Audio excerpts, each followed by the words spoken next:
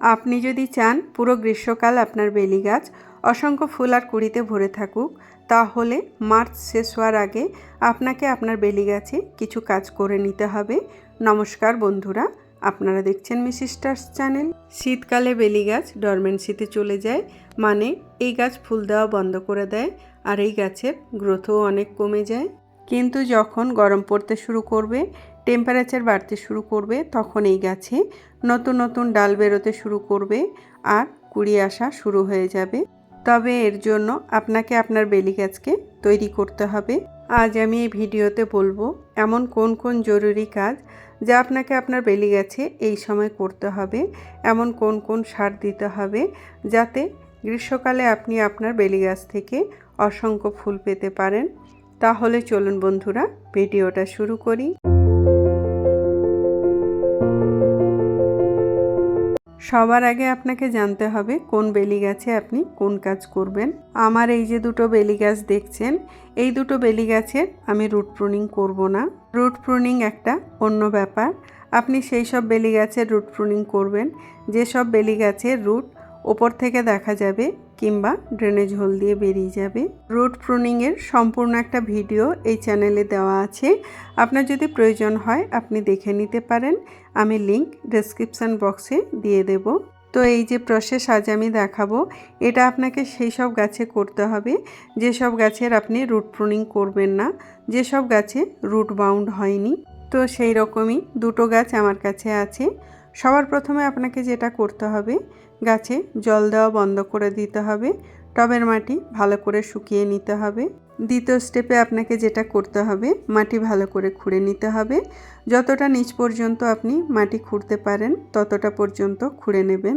যদি এর কিছু রুট কেটে যায় তো কোনো অসুবিধে নেই, বেলি গাছে খুব তাড়াতাড়ি নতুন রুট তৈরি হয়ে যায়। এই সময় বেলি গাছের গ্রোয়িং টাইম, এই সময় বেলি গাছ তার গ্রোথ স্টার্ট করে দেয় আর নতুন রুট তৈরি হওয়া শুরু হয়ে যায়। তাই বেলি গাছে নতুন রুট চলে আসবে। কিছু রুট নষ্ট হলেও কোনো অসুবিধে নেই, যতটা মাটি বের করতে পারেন বের করে নেবেন। আপনি দেখতেই পাচ্ছেন আমি অনেকটাই মাটি বের করে নিয়েছি, গাছের অনেক রুটস বাইরে বেরিয়ে গেছে।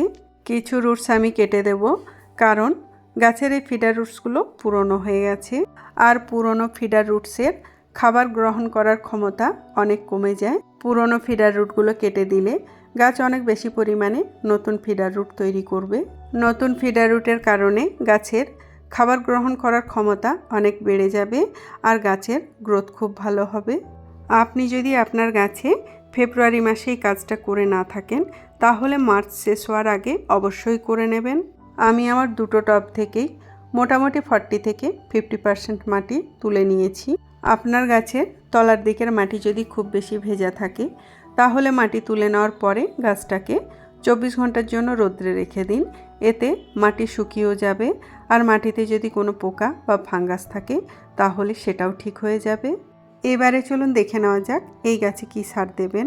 তো সবার প্রথমে এই গাছে যে সার দিতে হবে সেটা হচ্ছে কম্পোস্ট। আপনি যে কোনো কম্পোস্ট দিতে পারেন, সেটা ভার্মি কম্পোস্ট হতে পারে কিংবা 1 থেকে 1.5 বছরের পুরনো খুব ভালো ডিকম্পোস্ট গোবর সার।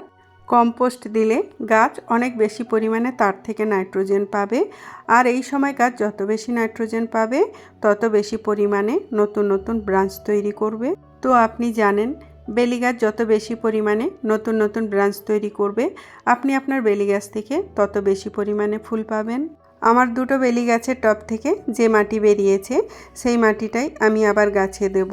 সেই মাটির মধ্যে আমি দিয়ে দিলাম 6 মুঠো ভার্মি কম্পোস্ট। এর মধ্যে আমি আরও 3টে জিনিস দেব। তো প্রথমে আমি এর মধ্যে যেটা দেব সেটা হচ্ছে চা পাতা। আমি এখানে ফ্রেশ চা পাতা নিয়েছি। চা পাতা দিচ্ছি বড় চামচের 2 চামচ। ফ্রেশ চা পাতা দিলে একটা 10 ইঞ্চির টবে চা পাতা দিতে হবে বড় চামচের 1 চামচ। আর ব্যবহার করা চা পাতা, মানে যে চা পাতায় চা তৈরি করা হয়েছে সেই চা পাতা দিলে একটা 10 ইঞ্চি টবের জন্য চা পাতা দিতে হবে একটু বেশি পরিমাণে, 3 থেকে 4 চামচ। 2 নাম্বার যেটা দিচ্ছি সেটা হচ্ছে হাড়ের গুঁড়ো। হাড়ের গুঁড়োর মধ্যে রয়েছে প্রচুর পরিমাণে ফসফরাস আর ক্যালসিয়াম। ক্যালসিয়াম আমাদের গাছের শিকড়ের বৃদ্ধিতে সাহায্য করবে আর শিকড়কে মজবুত করবে। হাড়ের গুঁড়ো দিলাম বড় চামচের 4 চামচ।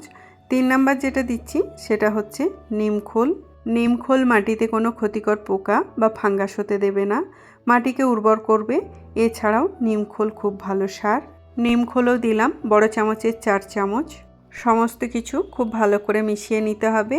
আপনার কাছে যদি হাড়ের গুঁড়ো না থাকে তাহলে আপনি তার পরিবর্তে চকের গুঁড়ো কিংবা ডিমের খোসা গুঁড়ো করে দিতে পারেন। আর নিমখোলের পরিবর্তে আপনি এখানে হলুদ গুঁড়ো ব্যবহার করতে পারেন। আপনার কাছে যদি কম্পোস্ট, হাড়ের গুঁড়ো, নিমখোল কোনো কিছুই না থাকে তাহলে আপনি আপনার গাছে শুধুমাত্র চা পাতা আর হলুদ গুঁড়ো দিয়ে দেবেন। তাতেও কিন্তু আপনার গাছ খুব ভালো গ্রো করবে, কারণ চা পাতার মধ্যেও কিন্তু প্রচুর পরিমাণে নাইট্রোজেন রয়েছে। এই যে মাটি আমি তৈরি করলাম, এটা 10 ইঞ্চির দুটো পটের জন্য। এই সময় নাইট্রোজেন রিচ ফার্টিলাইজার দিলে গাছে খুব তাড়াতাড়ি অনেক বেশি পরিমাণে ব্রাঞ্চ বেরোবে আর আপনার গাছ কিছুদিনের মধ্যেই সবুজ আর সতেজ হয়ে যাবে। তো বন্ধুরা, এই যে মাটি আমি তৈরি করেছি, এই মাটি আমি দুটো টবে দিয়ে দেব। তবে পুরো টব ভর্তি করে মাটি দেব না, ওপর থেকে কিছুটা ফাঁকা রাখবো যাতে জল দিতে সুবিধে হয়। টবে মাটি ভরে নেওয়ার পরে টবের মাটি ভালো করে ভিজিয়ে জল দিয়ে গাছটাকে একদিনের জন্য রোদ্রে রেখে দিতে হবে। পরের দিন এই গাছে আপনাকে আরও একটা কাজ করতে হবে, সেটা আমি পরে বলে দিচ্ছি। আমি আমার দুটো টবে মাটি ভরে জল দিয়ে একদিনের জন্য রোদ্রে রেখে দিয়েছিলাম। তার কারণ আমি এই দুটো টব থেকে অনেক মাটি বের করেছিলাম আর এই গাছের অনেক রুট কেটে দিয়েছিলাম। রুট কাটার ফলে অনেক সময় কি হয়, গাছ স্ট্রেসের মধ্যে চলে যায়। কিন্তু আপনি আমার এই দুটো গাছ দেখতেই পাচ্ছেন, গাছের পাতা একেবারে ঠিক আছে, একটুও ঝিমিয়ে পড়েনি। তার মানে আমার গাছে রুট কাটার কোনো রকম শখ লাগেনি। এখন আমি আমার এই গাছে স্টেম প্রুনিং করব। তবে আপনার গাছ যদি স্ট্রেসের মধ্যে থাকে, আপনার গাছের পাতা যদি ঝিমিয়ে থাকে, তাহলে পরের দিন আপনি আপনার গাছে এই কাজটা করবেন না। আপনি আপনার গাছের স্টেম প্রুনিং তখনই করবেন যখন আপনি আপনার গাছকে হেলদি দেখতে পাবেন। গাছের ডালগুলো যতটা সম্ভব ছোট করে কেটে দিতে হবে, কারণ এটাই সঠিক সময় গাছের ডালের আর শিকড়ের হার্ড প্রুনিং করার আর গাছকে সুন্দর একটা শেপ দেওয়ার। ব্রাঞ্চের কাটাই ছাঁটাই একটা খুব জরুরি কাজ। যদি আপনি চান আপনার গাছ খুব ঘন হোক, আপনি যত বেশি পরিমাণের কাটাই ছাঁটাই করবেন তত বেশি পরিমাণে ব্রাঞ্চ তৈরি করবে এই গাছ। যদি আপনার গাছের ডাল খুব বেশি লম্বা না হয়ে থাকে তাহলে 1-2 নোট ছেড়ে প্রতিটা ডালের ডগা অবশ্যই কেটে দেবেন। যদি আপনার গাছের সব পাতাগুলো শুকিয়ে ঝরে গিয়ে থাকে কিন্তু ডালগুলো সবুজ থাকে, তাহলেও আপনি আপনার গাছে এই কাজগুলো করবেন। আপনার গাছ কিছুদিনের মধ্যে আবার সবুজ আর সতেজ হয়ে যাবে। এই সিজনে গাছে যত শুকনো ডাল থাকবে, সরু ডাল থাকবে, সেই সবগুলো কেটে দেবেন, শুধুমাত্র হেলদি ডালগুলোই রাখবেন। ডালের প্রুনিং করার পরে লম্বা লম্বা ডালগুলো ফেলে না দিয়ে মাটিতে বসিয়ে দিন। 1 থেকে 1.5 মাস পরে আপনি এর থেকে নতুন চারা পেয়ে যাবেন। এরপরে আপনাকে 3টে কাজ করতে হবে। যেসব গাছে আপনি এই কাজগুলো করবেন সেই সব গাছগুলোকে সারাদিনে রোদ্রে রেখে দিতে হবে। দ্বিতীয় জিনিস হলো, আপনি এই গাছে অতিরিক্ত জল দেবেন না। যখন দেখবেন মাটিতে হালকা ময়েশ্চার আছে, এখন জল না দিলে মাটি পুরো শুকিয়ে যাবে, তখনই জল দেবেন। কারণ অতিরিক্ত জল দিলে গাছের রুট খারাপ হয়ে যাবে, আর গাছের রুট যদি খারাপ হয়ে যায় তাহলে গাছও খারাপ হয়ে যাবে। তৃতীয় জিনিস হলো, এই গাছে যতক্ষণ না পর্যন্ত নতুন গ্রোথ স্টার্ট হচ্ছে ততক্ষণ পর্যন্ত আপনি এই গাছে আর অন্য কোনো সার দেবেন না। যত তাড়াতাড়ি সম্ভব মার্চ শেষ হওয়ার আগে আপনি আপনার বেলি গাছে এই কাজগুলো করে নিন। আপনি যদি সঠিক সময়ে আপনার বেলি গাছে এই কাজগুলো করে নেন তাহলে কিছুদিনের মধ্যেই আপনার বেলি গাছ অসংখ্য ফুল আর কুঁড়িতে ভরে যাবে। তো বন্ধুরা, আমার আজকের এই ভিডিও যদি আপনার উপকারে আসে, ভিডিওটা যদি ভালো লাগে তাহলে ভিডিওতে একটা লাইক অবশ্যই করবেন, ভিডিওটা শেয়ার করবেন, আর আমাদের চ্যানেলে নতুন বন্ধু হয়ে থাকলে আমাদের চ্যানেলটা সাবস্ক্রাইব করে আমাদের পাশে থাকবেন। ভিডিওটা সম্পূর্ণ দেখার জন্য আপনাকে অসংখ্য ধন্যবাদ।